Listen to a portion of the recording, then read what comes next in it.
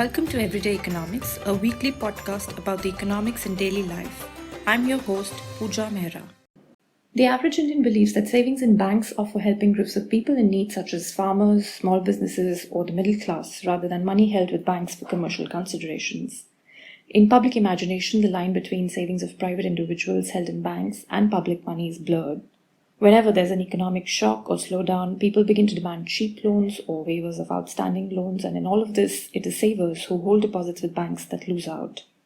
Be it waivers for the needy or willful defaults and frauds by big business, the losses are ultimately paid for by deposit holders and taxpayers. Most economic historians believe that bank nationalization by Mrs. Indira Gandhi is the most significant development in India's political economy. More than 50 years after she nationalized banks, and despite the economic reforms since 1991, Mrs. Gandhi's philosophy on banking continues to dominate the political economy. Although commercial enterprises, government-owned banks are still driven by a larger social purpose and political considerations. The bad loans mess that has weighed down on the Indian economy since 2012 is to an extent attributable to the credit bubble encouraged by the finance ministry in the tenure of Pranab Mukherjee. The economic stimulus of increased lending came at a huge fiscal cost because of the rise in the non-performing assets and losses that ultimately required recapitalization of banks by taxpayer money, and it continues to pose risks to financial stability. Just a couple of days back, Reserve Bank of India Governor Shaktikanta Das said that Indian banks, which are already struggling with one of the world's worst non-performing asset ratios, are set to see further erosion in the bad loans problem as the COVID crisis and the related lockdowns debilitate economic growth. The COVID crisis will test how sound India's financial system is. The non-performing asset burden is bound to grow as the economy goes through the crisis, and banks, as Governor Das warned, would have to reinforce their capital buffers and raise fresh equity.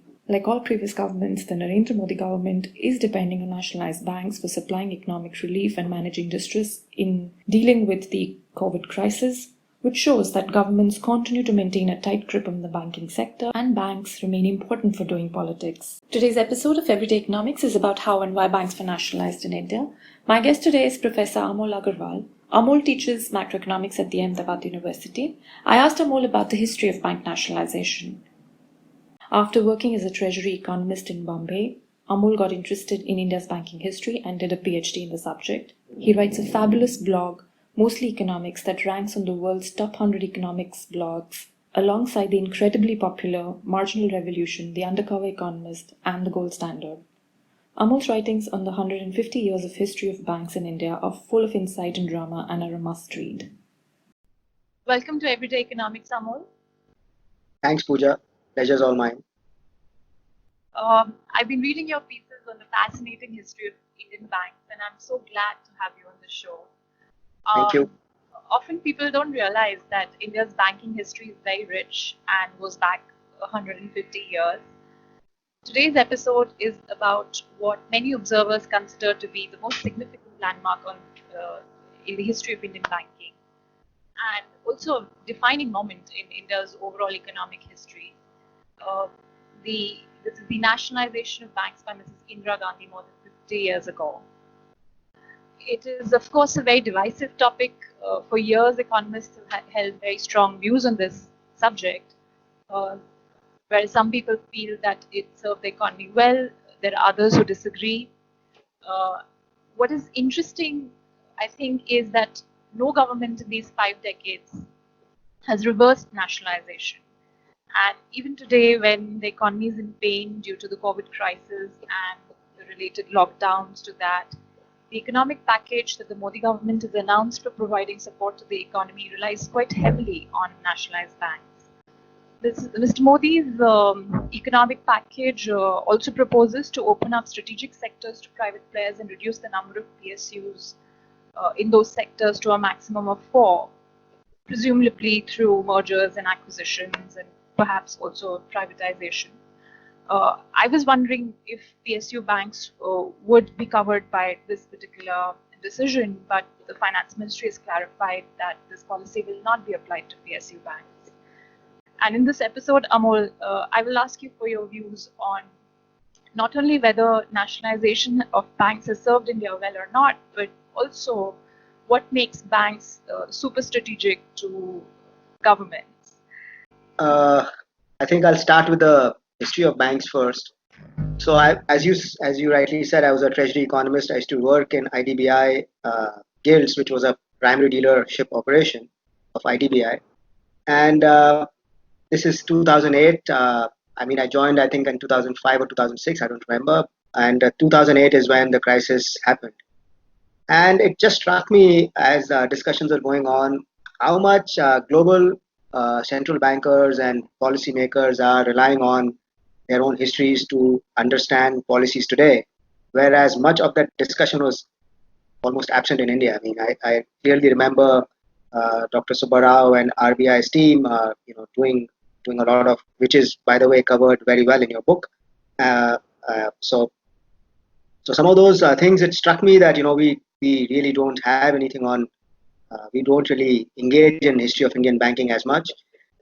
Though, having said that, some of the policy practitioners like Dr. Y.V. Reddy and some others obviously understood banking history, but it is just that it was not really part of the conversation. There were historians, but not really in subsequent generations. So there's been a wide gap. It's quite tough to chronicle all that, where a lot of evidence is all here and there, and it's quite challenging actually to to do this kind of research, because as you started this podcast with India's banking history being very rich, I wish it was richer in records and documents in which we are not as great. Yeah, I think recording history is something that we can do a whole lot more on. And I hope there is enough documented on the nationalization of Oh banks. yes, thankfully yes. At least 1969 is where we've begun to have fair bit of documents. In fact, RBI has also put up a lot of history I mean, which is RBI's own history on nationalization, and there have been accounts by Dr. I.G. Patel and some others. So 1969, at least we have some records. But again, one would want more.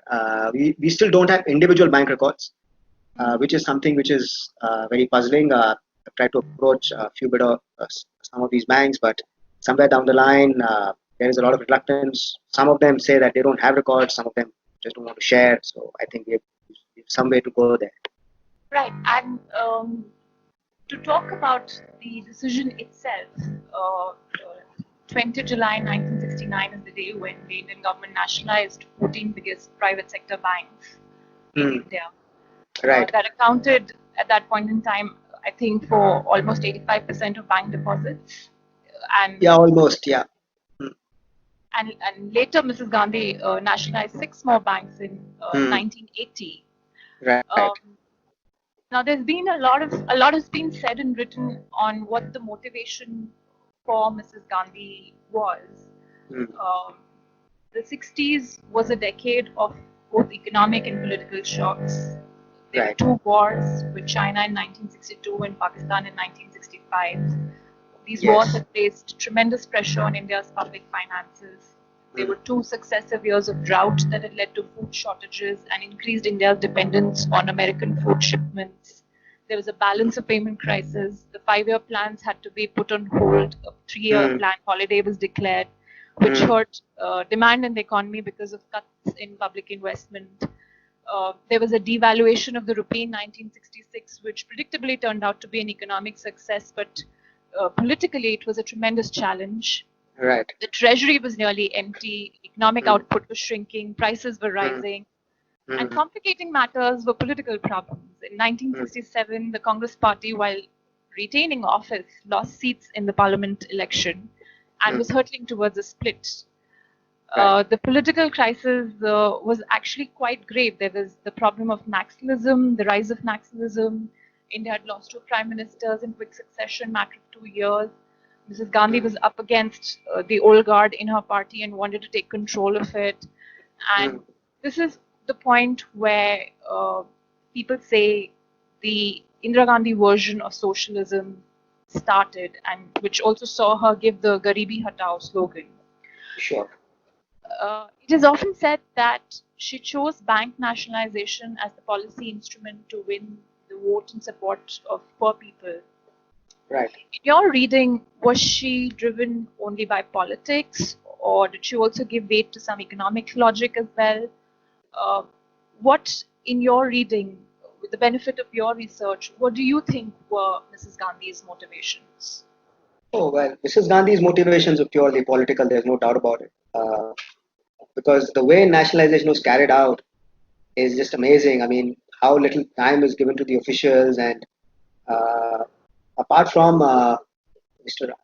Dr. I.G. Patel, there is another account by a bureaucrat who continues to tell us a lot about banking nationalization. He's very active on Twitter, Mr. T.N. Ghosh, whose account during that time is just amazing to read. That how little time was given, and how Mrs. Gandhi basically moved out Morarji Desai from the finance ministry and took control of finance ministry, because for Morarji Desai was one of those very strong folks, very strong politician who did not really want nationalization. Just before nationalization, Morarji Desai had convinced banks to engage in something called social control, where uh, banks could be private, and they were given all these targets of opening up more rural branches and so on and so forth.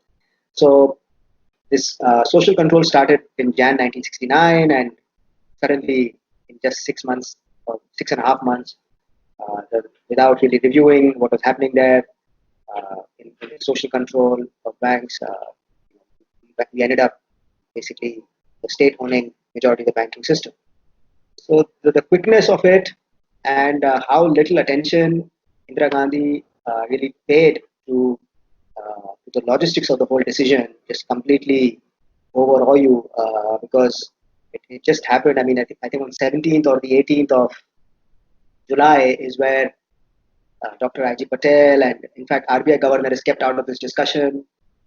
Though once a team from RBI flows out from Mumbai to Delhi to kind of work on nationalization draft, uh, Governor Jha knows about it, but is kept out of the discussion. So how centralized the whole thing was, and how much of an impact it has on Indian banking system and the Indian history is just amazing, and how quickly it happened.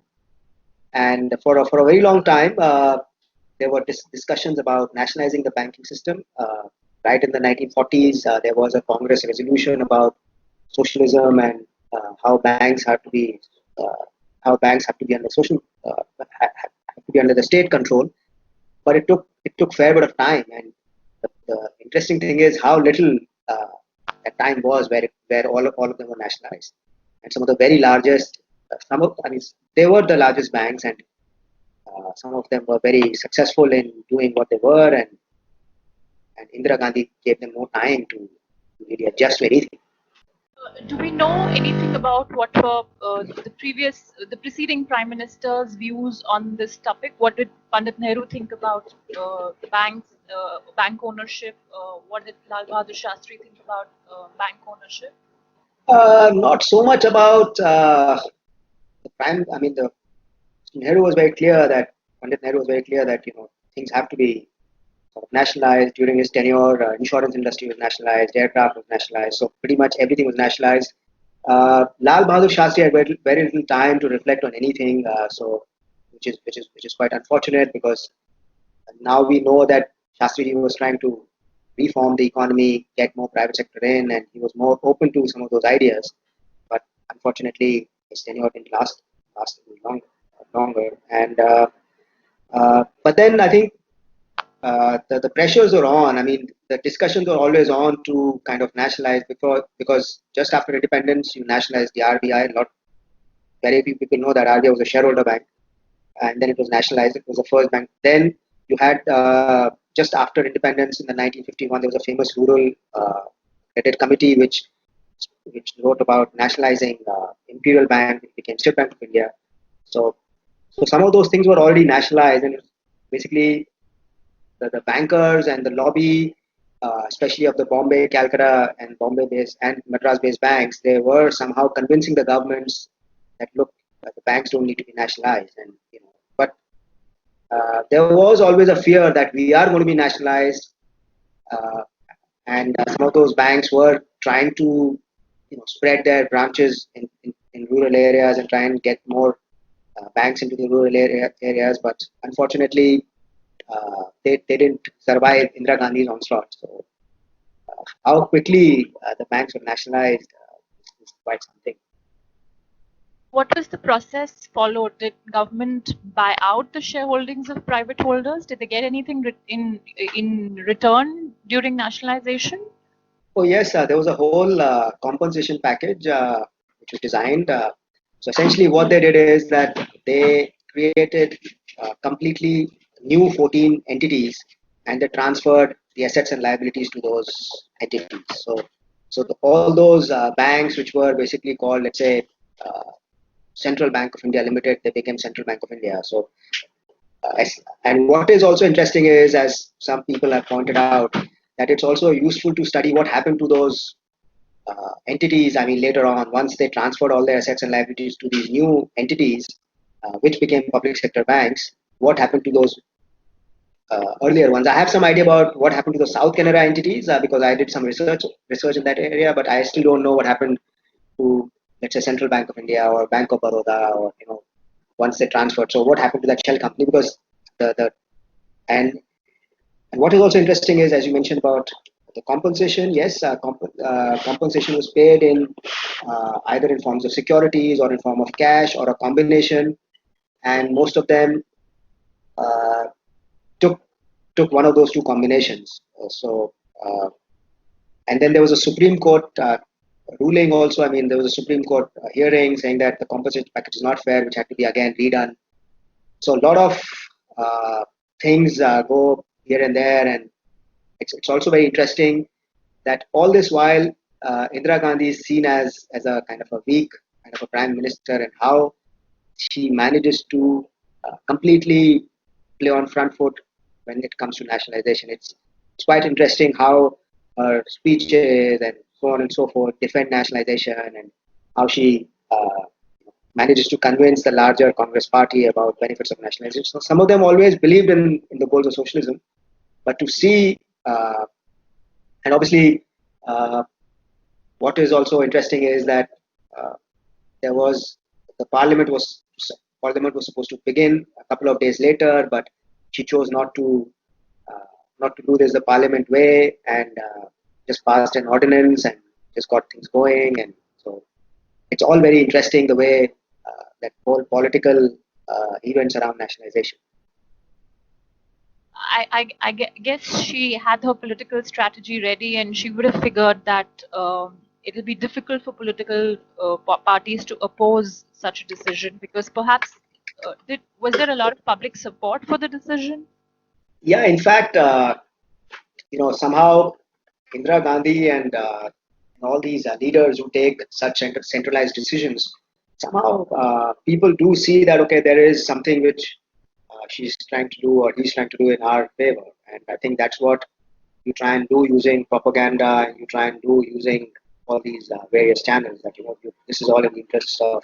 And to be honest, nationalization for large public didn't really mean much, in the sense that it was basically once they were nationalized and the kind of targets. So just to highlight, I mean, just before nationalization, despite the rural committee, which spoke about the need to push more credit into the rural and the agriculture sector, this rural and agriculture sector was the overall credit was very low. Commercial banks were barely lending some 2% or something of their overall advances to agriculture sector. The number of rural branches were some 25%.